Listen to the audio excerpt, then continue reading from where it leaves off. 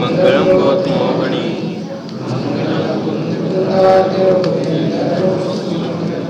सर्वमंगलमांगल्यं सर्वकल्याणकारिकं प्रधानं सर्वधर्मनामां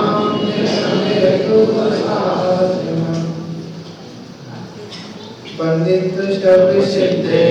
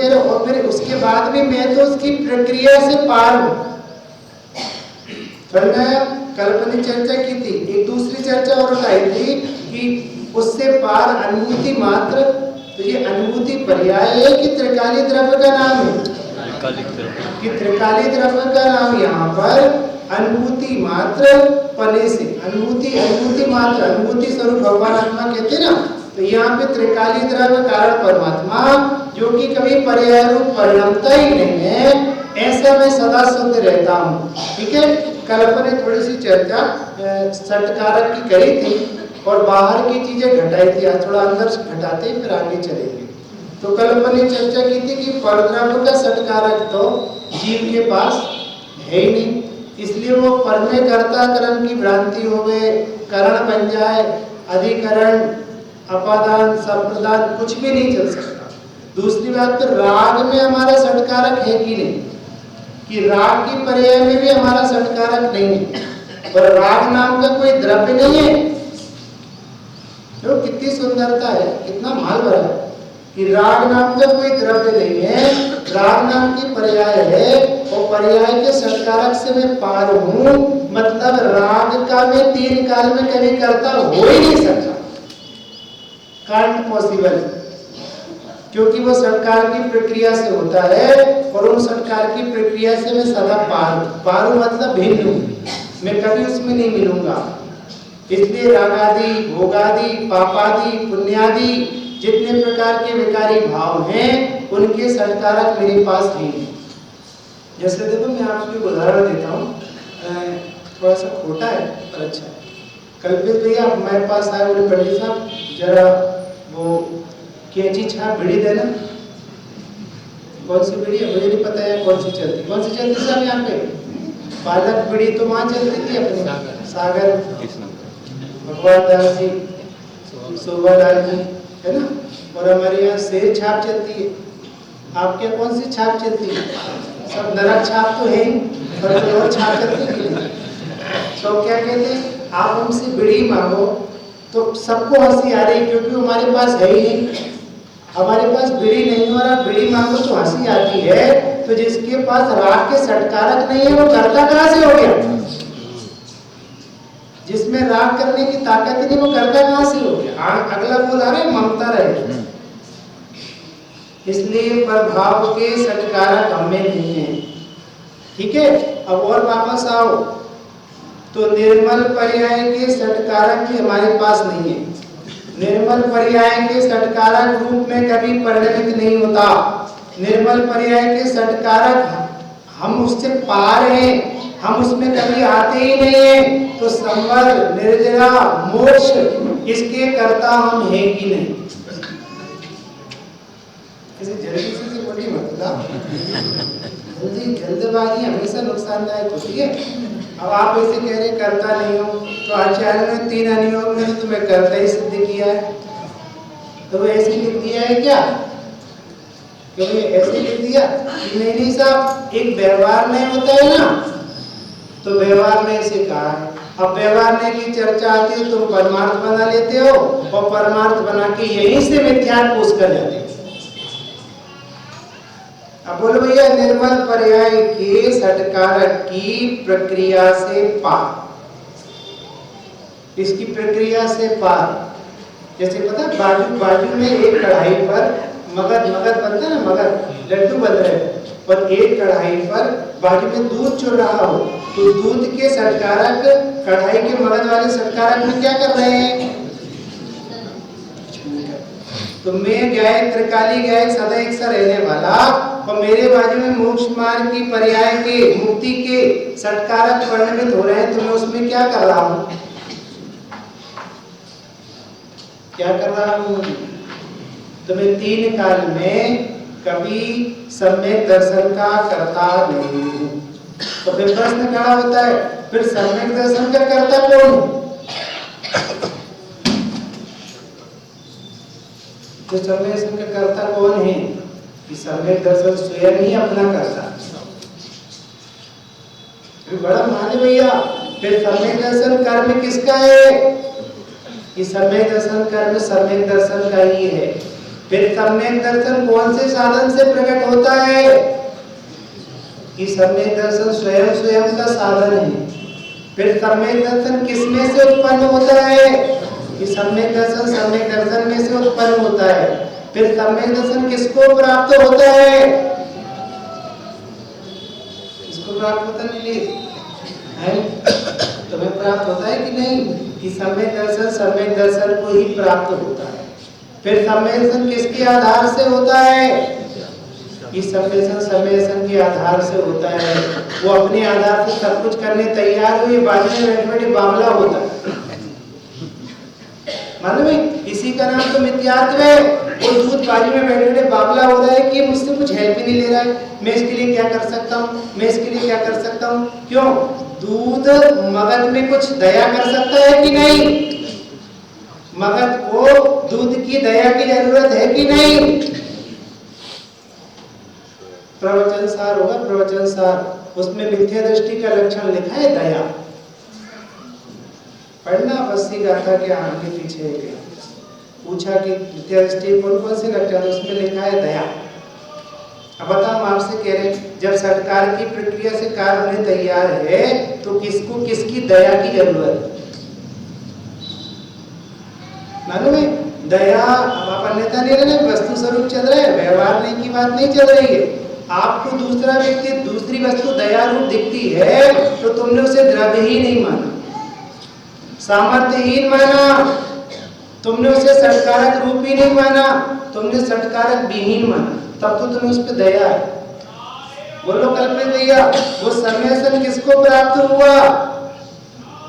अपादान है ना के लिए, तो वो किसको प्राप्त हुआ कि सम्मेसन को प्राप्त हुआ। तो 3 काल में मुझे केवल ज्ञान भी प्राप्त नहीं होने वाला। न्याय समझ में आ रहा भैया? क्योंकि अपादान पर्याय का पर्याय में है, तो पर्याय किसके लिए है कि पर्याय के लिए। तो मुझे 3 काल में सम्यक दर्शन की प्राप्ति ही नहीं होनी है, तो मैं उसकी तरफ क्यों देखूं? बोलो ये क्यों देखूं? ऐसे जीवन खत्म हो रहा है पूरा, इसलिए उसकी तरफ मैं क्यों देखूं जब मुझे मिलनी ही नहीं है। जैसे देखना, अभी कोई हमसे पूछता है, कोई पैसा प्रश्न पूछते ना, भैया आपको पूछता था, बोले पंडित साहब हमको शेखर जी के टाइम में कुछ प्रॉब्लम आ रही है, तो बोले आपने कहा झूठ नहीं बोलना, तो मैं झूठ बोलूं तो छुट्टी मिल सकती, और झूठ नहीं बोलूं तो छुट्टी नहीं मिलेगी। आप बताओ झूठ बोलूं कि नहीं, तो मैं क्या बताओ तुम झूठ बोल रहे हो। बड़े चतुर आए जी, पाक साहब बने रहेंगे और पापी हमें बनाएंगे। बोलो भैया अब तुम्हें छुट्टी नहीं मिलेगी, तुम सर्विस करोगे, और तुम्हें छुट्टी मिलेगी तो हमें क्या मिलेगी? हमें तो तीनों का है छुट्टी। जब हमें कुछ प्राप्त नहीं होने वाला है तो भला हम ये काम क्यों करेंगे? जब हमें रत्नत्रय प्राप्त होने वाला ही नहीं है तो हम व्यग्रता क्यों करेंगे? हम तो अपने त्रिकाली गाय की कुटिया में बैठे बैठे मस्त रहे।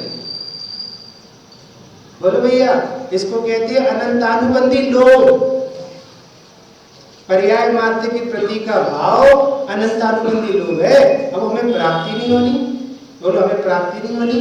पता है इससे एक बात और मिलती है, अकलम के देव ने लिखा है बिना प्रयोजन तो मूर्ख भी नहीं प्रवर्तता, बिना प्रयोजन मूर्ख भी नहीं प्रवर्तता। तो जब मुझे रत्नत्रय मिलना ही नहीं है तो मैं उसकी तरफ क्यों देखूं? मूर्ख हूं क्या? अब आप नाराज नहीं होते, एक और खतरनाक अस्त्र छोड़ दो असु भैया, आपकी आज्ञा हो तो थोड़ा सा पचा ना। आत्मा को रत्नत्रय अप्रयोजनभूत है, क्योंकि वो उससे प्राप्त ही नहीं होना। जब जो चीज प्राप्त नहीं होनी उसके लिए परेशान होने से क्या होगा? बोलो ये क्या होगा? बताएं क्या होगा? वही होगा जो रावण का हुआ, प्राप्त कुछ नहीं हुआ और कुछ का कुछ हुआ।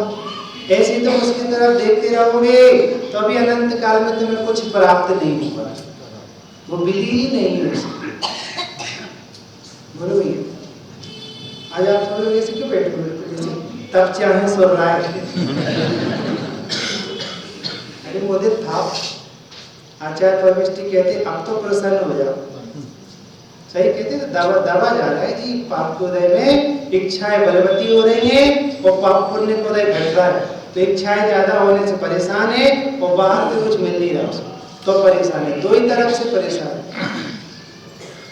बोलो रोहित, अब जब हमारा अपादान हमारे में है, हमारा अपादान उसमें नहीं है, उसका अपादान हमारे में नहीं है, तो हमें रत्नत्रय प्राप्त होगा कि नहीं? अब बोलो भैया, गुण स्थान के सटकारक कहाँ हैं?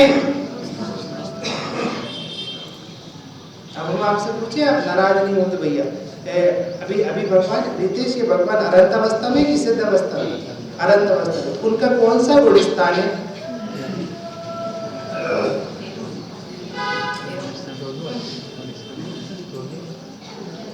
थोड़ा लड़के से निपट गए तो आपसे बात नहीं की। देखो कितना प्रेम आता है, लड़का पूछ रहे तो पिता नहीं बता रहे। श्रीराम दिलवाणी के सामने ही बेईमानी कर रहे हैं। बोलो उनका कौन सा गुणस्थान है? आत्मा का गुणस्थान होता ही नहीं। अरे क्या पूरी जीवन पहले गुणस्थान में निकाल दोगे कि मैं गुणस्थान में आते नहीं हूँ? अड़ तो नहीं, क्योंकि गुणस्थान का कर्ता गुणस्थान है और गुणस्थान का कर्म गुणस्थान है और गुणस्थान गुणस्थान के कारण से होता है और गुणस्थान गुणस्थान से होता है और गुणस्थान गुणस्थान को मिलता है और गुणस्थान गुणस्थान के आधार से होता है। मेरा तो किसी से कर्ता कर्म का कोई संबंध ही नहीं है। अब कह दो भैया, अब इससे गुरुदेव का एक सिद्धांत और निकलता है कि पर्याय क्रमबद्ध है। पर्याय क्रमबद्ध है, त्रिकाली ने उसमें कुछ नहीं किया। वो तो ऐसा बैठा हुआ है, वो बाहर में जैसा जैसा परिणमन होना है, जिस जिस रफ्तार से होना है, जिस निमित्त से होना है, जिसके कर्तव्य से होना है, वो ऑटोमेटिक। अभी बहुत माल है भैया, आपसे पूछे बताओ जगत में कितने पापी हैं? क्यों भैया तुमने अपना नाम बताया था, क्या नाम है तुम्हारा? लौकिक वाला मैं तुम्हें बताओ कितने पापी हैं जगत में? पापी पापी है क्योंकि वो खुद ही अपने सटकारक से परिणम रहा, वो खुद अपने सटकारक से परिणम रहा है। बहुत आनंद है भैया। अभी आप पूजा करके, आज कौन सी पूजा की थी कल्पेश भैया? आज 16 कारण और जी बताएंगे भाई साहब। आज आपसे पूछूंगा, मैं बहुत दिन से पूछा नहीं। आज 16 कारण करी और कौन सी करी? नहीं बोलते नेमिनाथ भगवान। देखो बाबू जी हमारे दलपतपुर के शेर खान डरते मरते नहीं किसी से। बुंदेलखंड के बुंदेलखंडी के आगे तो बुंदेलखंडी टिक सकता है। बोलो भैया कि तुमने आज नेमिनाथ की पूजा करी, कि नेमिनाथ की पूजा करने की ताकत तो आश्रव तत्व में है, तुम में है ही नहीं, क्योंकि वो अपने सटकारक से परिणम रहा था और तुम जबरदस्ती दाल भात में मूसर चंद बनी थी। मैं सोचो, पैसा का सटकारक पैसा में है, तुम्हें तो हाथ लगाने की ताकत नहीं है। फवारे मिथ्या दृष्टि तो दिन रात उसी की तरफ टकटकी लगाए बैठा, आता भी नहीं है। ये तो मालूम, ये तो फिर भी बहुत स्थूल है भैया। मैं तो आपसे कहता हूँ, क्यों क्या था? पुण्य से पैसा आता है कि नहीं? पंडित जी थोड़ा सोचने तो टाइम दो, थोड़ा सोचो तो जब तक मैं दूसरे से निपटता हूँ। क्यों भाई, पुण्य से पैसा आता है कि नहीं? मानते हैं कि नहीं चल रही बात, या तो वस्तु स्वरूप की चल रही। पुण्य से पैसा आता है कि नहीं? कि पुण्य के सटकारक पुण्य में, पैसे के सटकारक पैसे में, पुण्य से भी पैसा नहीं आता। अब बोलो भैया, ये पुण्य को परिणमना अलग होता है, पैसे का परिणमना अलग होता है। पैसा अलग जगह परिणमता है, पुण्य अलग जगह परिणमता है, और निमित्त नैमित्तिक संबंध बन जाते हैं तो ये जीव को भ्रांति हो जाती है। अभी और कहे भैया, अभी आपसे कहा ना पुण्य को से पैसा नहीं आता, तो पुण्य को से भोग सामग्री मिलती है कि नहीं? और पुण्य को से भी भोग सामग्री नहीं मिलती तो मैं भोग लेता हूँ, ये तो महाआश्चर्य है। महाआश्चर्य, कितना सुंदर मार्ग है। और देखने एक और सूक्ष्मता कि मैं भोग लेता हूँ, ये महाआश्चर्य तो छोड़ो, जो पर्याय भोगती है वो भी मेरी नहीं है। कितना चौधा बैठा हूँ मैं, तो अपनी चैतन्य गुफा में बैठा हूँ और जबरदस्ती कितना मिथ्यात्व चलता, यहाँ मिथ्या चल रहा, वहाँ मिथ्या चल रहा। आपको एक और हेतु दे भैया, और जब पुण्य को से भोग सामग्री नहीं मिलेगी तो तुम अनंत काल तक नगाड़े बजाते रहो मंदिर में, तुम्हें कुछ नहीं मिलने वाला, कुछ भी नहीं मिलने वाला। बोलो भैया, अब बताओ हमको, हम किस पुण्य की तरफ टकटकी लगाकर बैठे? तो अकल ही नहीं है। बोलो बोले भैया कोई 10 उपवास करे और बाद में फिर क्या करे, जलूस निकाले। 10 उपवास के बाद तो दीक्षा होगी, जलूस क्या निकलेगा। नगर का नाम